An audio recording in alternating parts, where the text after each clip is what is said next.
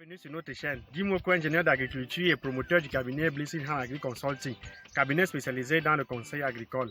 Si je vous parle d'investissement agricole, c'est parce que je suis convaincu que l'agriculture est le principal pilier sur lequel nous devons nous appuyer pour émerger. J'ai fait cette petite vidéo aujourd'hui pour vous parler de la place importante qu'occupe l'eau dans la nutrition de la plante. Au même titre que les êtres humains, l'eau, la plante a beaucoup besoin de l'eau dans son alimentation afin d'accomplir, afin de grandir comme nous souhaitons. Et nous sommes donc sur cette exploitation qui a traversé une période de saison sèche, pratiquement un mois, pratiquement 40 jours de saison sèche, 40 jours sans pluie. Et nous avons quand même prévu cela en mettant en place un système d'irrigation. Le système d'irrigation n'a malheureusement pas fonctionné comme prévu. Les plantes n'ont pas reçu les quantités d'eau nécessaires pour mieux croître. Alors, imaginons un temps soit peu si nous on n'avait pas prévu mettre à côté un système alternatif pour pouvoir combler les besoins de la plante en eau. On aurait pratiquement perdu cette plantation. Donc, l'eau est très très importante. Nous sommes dans la région du centre Cameroun. Et dans la région du centre, il y a 4 saisons. C'est-à-dire une grande saison de pluie, une petite saison de pluie, une grande saison sèche et une petite saison sèche.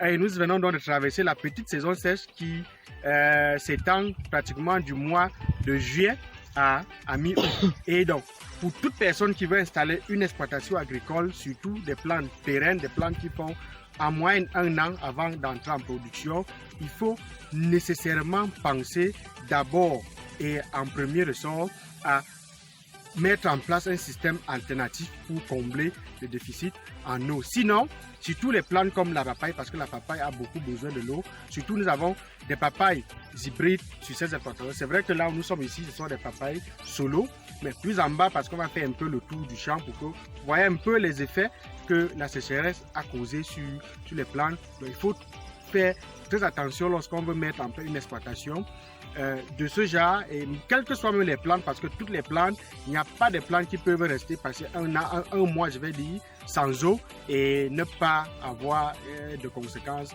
négatives. Donc, il est très important donc de penser à un système alternatif, penser à de l'eau avant de créer une exploitation agricole, surtout une exploitation qui va faire 6, 7, 8, 9 mois avant d'entrer en production. Pour les cultures vivrières, les cultures qui font 2, 3 mois, on peut encore le faire lorsqu'on a fait un calcul, sachant qu'avant que juin n'arrive, mes cultures seront entrées en production et je n'aurai pas trop besoin d'un système alternatif pour un approvisionnement en eau. Mais pour des cultures pérennes, des cultures de moins un an, il faut forcément penser à ce système-là.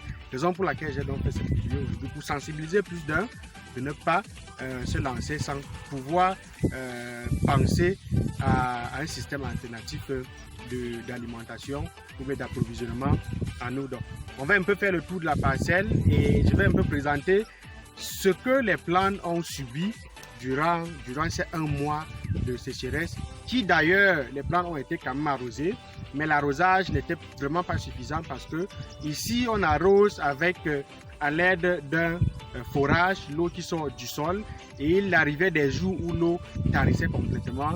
Il fallait attendre 1-2 jours pour revenir, pour pouvoir avoir de l'eau et arroser. Parfois même les quantités d'eau qu'on arrosait n'étaient pas suffisantes pour pouvoir combler les besoins de la plante, raison donc pour laquelle on a assisté à ce qu'on a assisté. Déjà à partir d'ici, donc, on peut déjà voir ces plantes qui ont perdu leur feuillage. Ça, ce sont le secteur des papayes solo.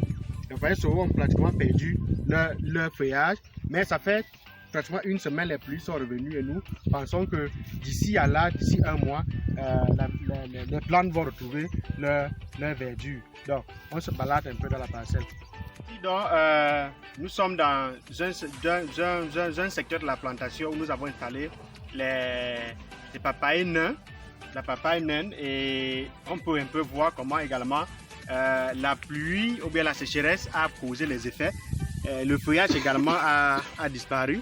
Le feuillage, il y a eu beaucoup de feuilles là qui sont tombées. Nous savons tous le rôle que la feuille joue dans l'alimentation, bien la formation des fruits, le rôle photosynthétique que jouent les feuilles sur la plante. Donc, on voit un peu que les fruits sont certes là, mais les fruits ne sont pas aussi vigoureux, ou bien il n'y a pas assez de fruits comme il devrait avoir si l'alimentation en eau était bonne. Également, il y a eu les feuilles, ou bien les fleurs, je vais dire, il y a eu des fleurs qui ont fané parce que manque d'eau. Donc, on va un peu tourner comme ça. On a également une autre plante ici. On se rend compte qu'il y a encore une nouvelle floraison qui est en train de sortir. Les feuilles également, la plante a perdu ses feuilles. Et c'est un peu comme ça durant dans toute la plantation. On a les mêmes choses comme ça. Les plantes, parce que ces papayes naines sont un peu plus précoces par rapport à ce qu'on a en haut là-bas. Parce que du côté du haut là-bas, ce sont les papayes solo. Et les papayes solo sont ont une durée, un cycle plus long par rapport aux papayes naines. Donc c'est un peu comme ça dans toute la plantation, ces effets comme ça. Mais comme je l'ai dit, les pluies sont revenus et d'ici un mois, la situation va changer. On va apporter quelques engrais pour booster la croissance, pour stimuler la plante, afin de l'aider à surmonter ces stress. Donc, on se voit à la prochaine.